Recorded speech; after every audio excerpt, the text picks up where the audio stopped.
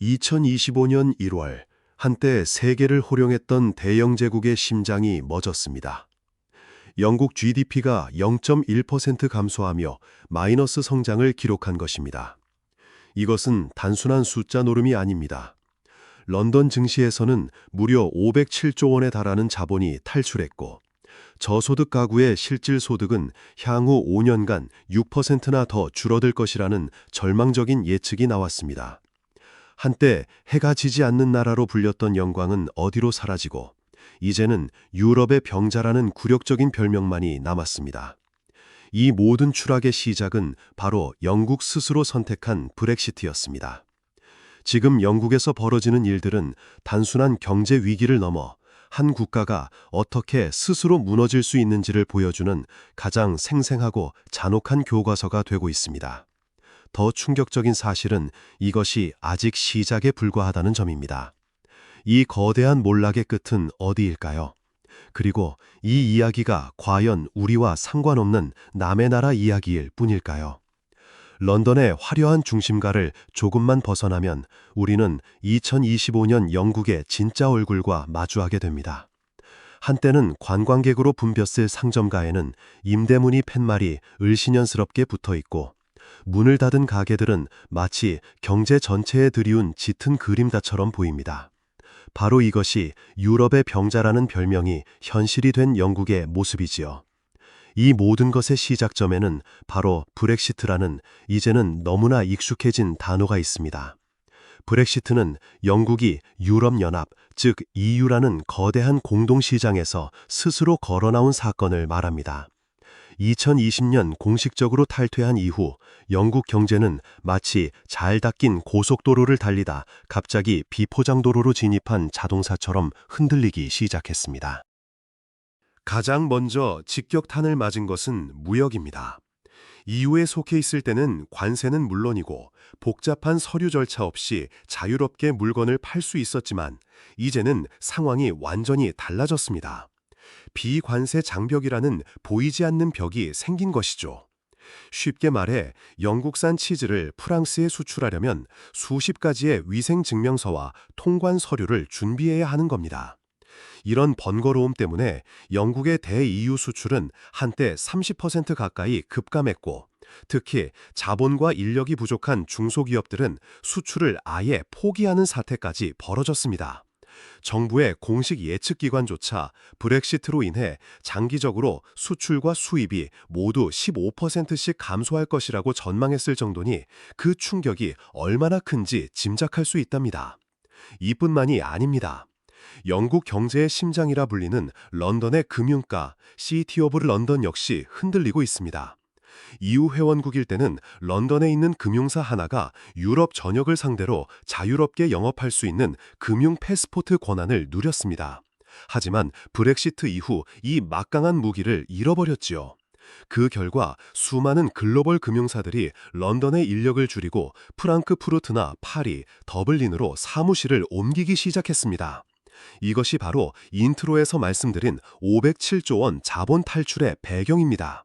마치 잘 나가던 맛집이 갑자기 주요 고객들에게 배달 서비스를 중단하겠다고 선언한 꼴이랄까요. 국가 재정도 최악의 상황으로 치닫고 있습니다. 2025년 9월 영국의 공공부문 순부채는 사상 최고치를 경신했습니다. 국채금리는 1990년대 이후 최고 수준으로 치솟았는데 이건 국가 신용도가 그만큼 떨어졌다는 위험 신호입니다. 정부가 돈을 빌리려면 더 비싼 이자를 줘야 한다는 뜻이니까요.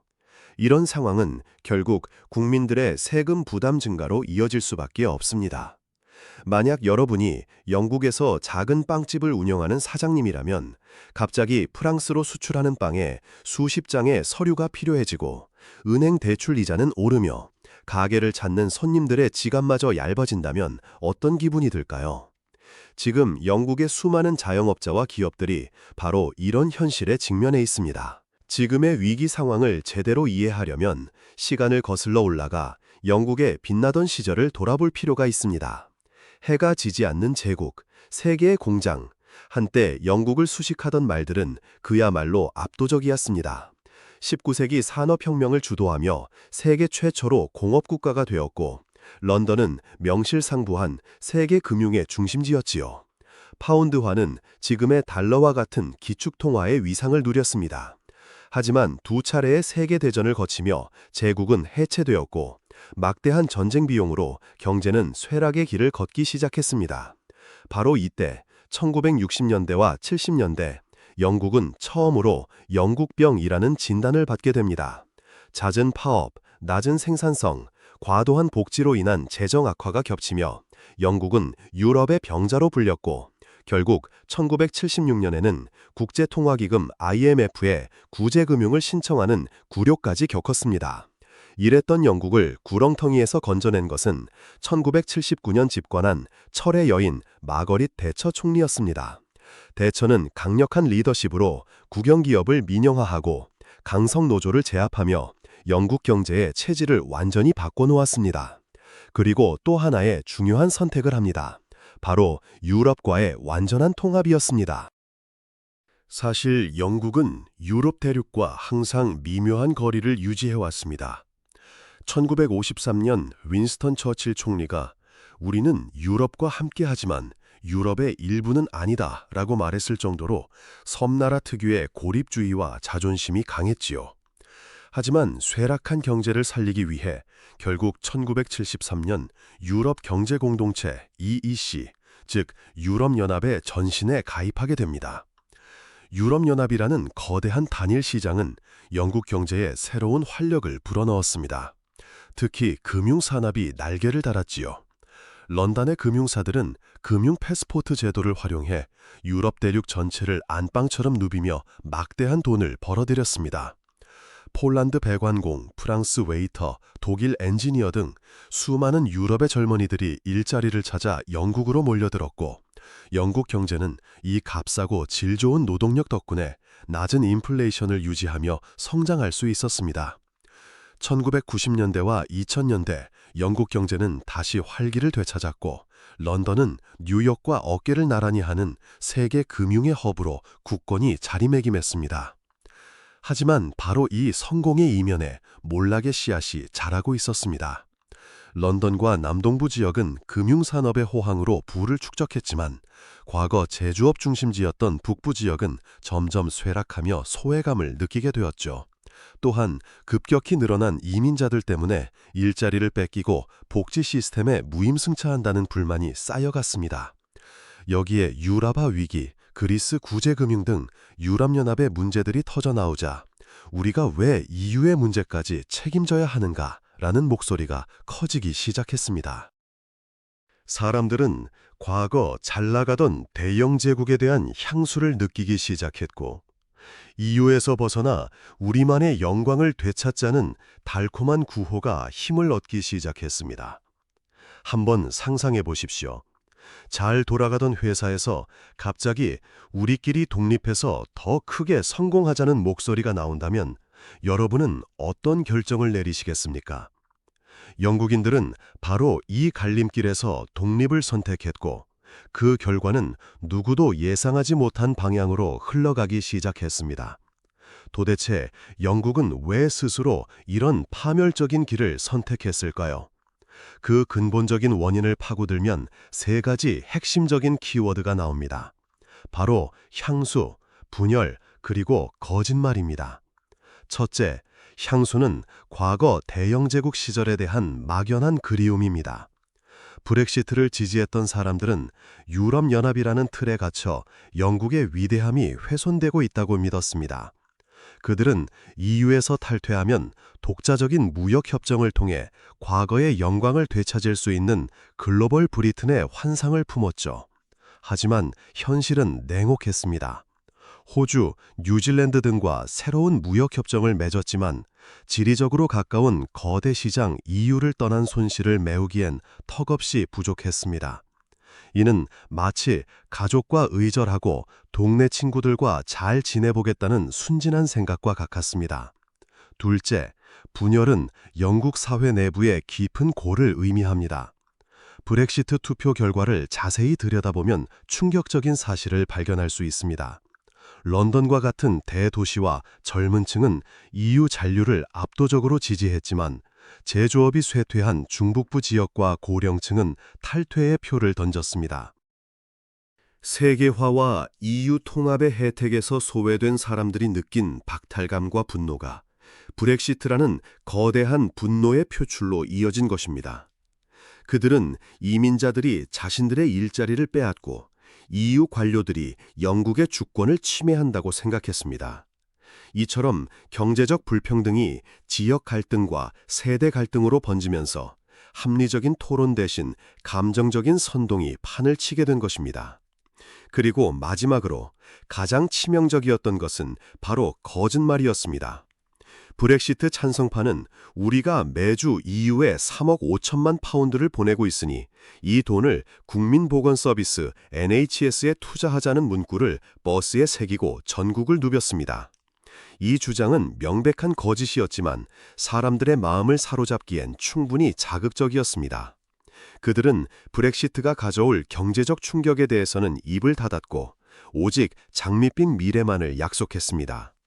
결국 영국 국민들은 정확한 정보에 기반한 판단이 아닌 거짓과 선동에 휩쓸려 국가의 운명을 결정하는 중대한 실수를 저지르고 말았습니다.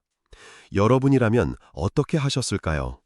눈앞의 경제적 이익에 대한 경고와 가슴을 뛰게 하는 영광스러운 과거의 약속 사이에서 말입니다.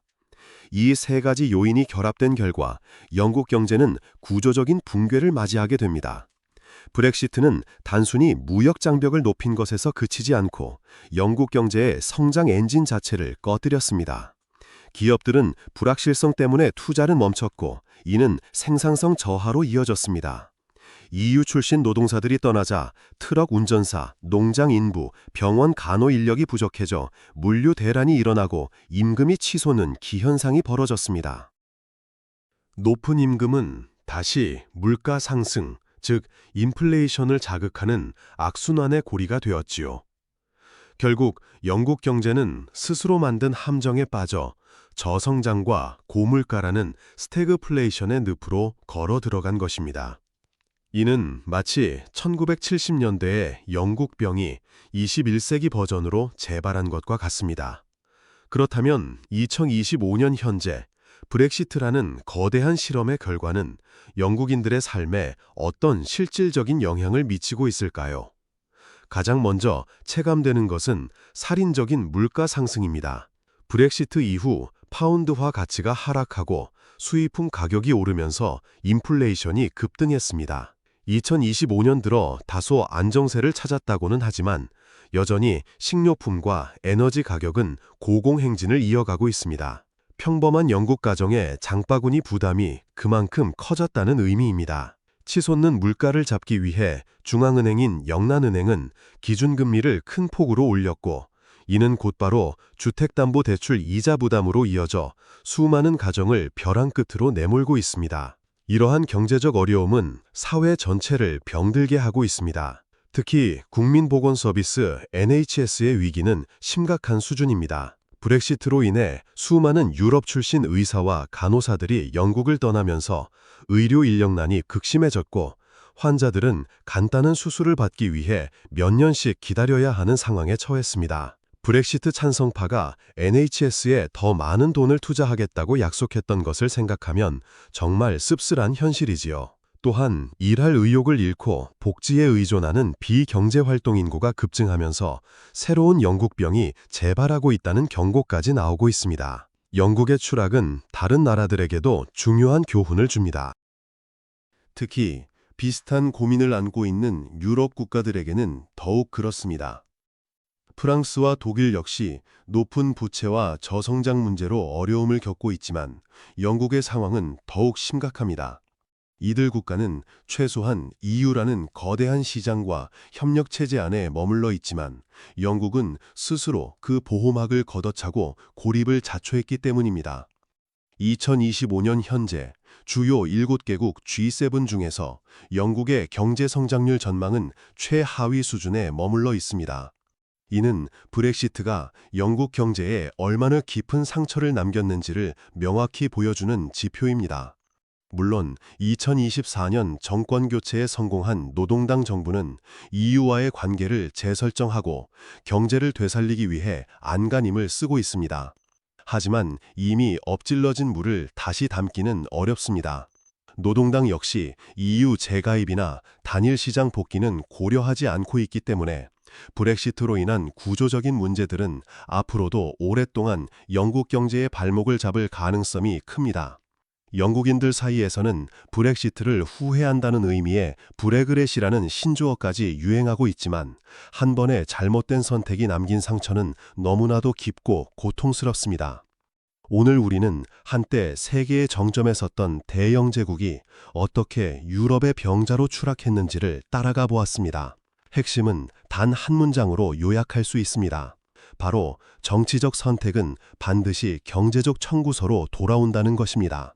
영국은 과거의 영광에 대한 향수와 사회 내부의 분열, 그리고 거짓된 선동에 휩쓸려 유럽연합이라는 안정적인 배에서 스스로 뛰어내렸습니다.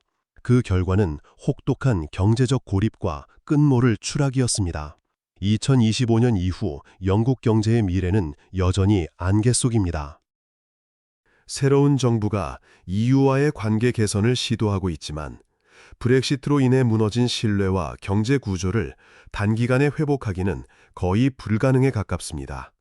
생산성 저하, 투자 감소, 높은 국가 부채라는 삼중고는 앞으로 수십 년간 영국 사회를 짓누르는 족쇄가 될 것입니다. 영국이 다시 G7의 선도 국가로 복귀하기까지는 상상 이상의 시간과 고통이 필요할지도 모릅니다. 어쩌면 우리는 한 선진국에 돌이킬 수 없는 쇠퇴를 실시간으로 목격하고 있는 것일지도 모릅니다. 이 영국이라는 거울을 통해 우리는 무엇을 보아야 할까요?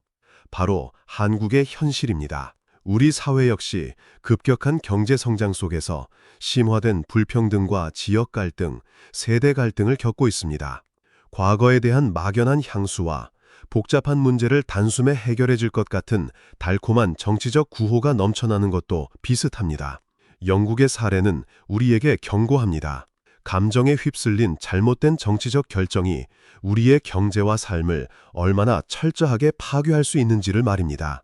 정치적 선택이 우리의 밥그릇과 미래를 어떻게 바꿀 수 있는지 영국은 온몸으로 보여주고 있습니다. 오늘 영상을 보시고 어떤 생각이 드셨나요?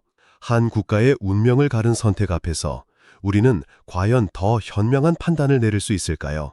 여러분의 다양한 의견을 댓글로 남겨주시기 바랍니다. 여러분의 참여가 우리 사회를 더 건강하게 만드는 첫걸음이 될 것입니다. 오늘 이야기가 유익하셨다면 구독과 좋아요, 알림 설정 부탁드립니다. 저는 더 깊이 있고 흥미로운 경제 이야기로 다시 찾아뵙겠습니다. 감사합니다.